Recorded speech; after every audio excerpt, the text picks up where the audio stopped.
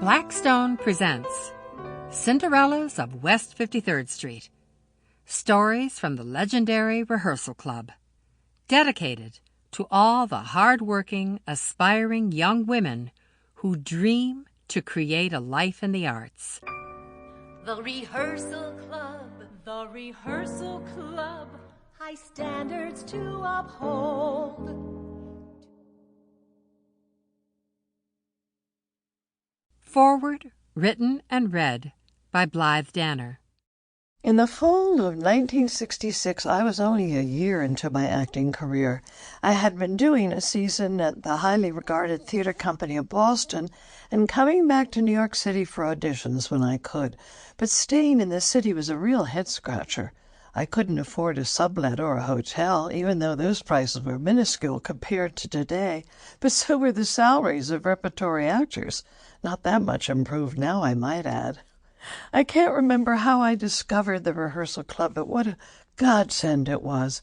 A comfortable single, double, or even triple bedroom quarters elicited a huge relief, and we wore smiles on our grateful faces for the most delicious meals that were lovingly whipped up by the fabulous cooks we were lucky enough to have in the basement kitchen. I could barely wait to get down to breakfast every day. It was so delicious. Truly.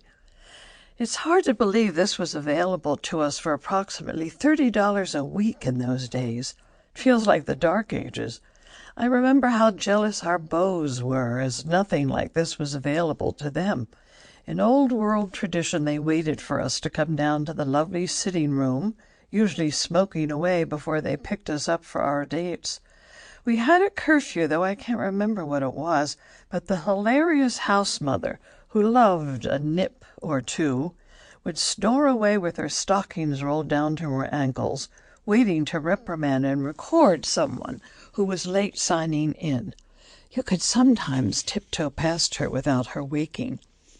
The Rehearsal Club, of course, reminded me of the wonderful old film Stage Door, which Rehearsal Club inspired. The dancers bounded up and down stairs, opera singers warbled scales, and actors practiced their lines. We'd send one another off with a hearty cheer of "break a leg" when going for auditions, or on opening nights for those lucky enough to be in shows.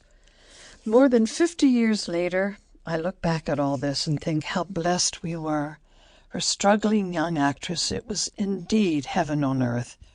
It breaks my heart that the warm, open arms so readily available to us at the Rehearsal Club don't exist today.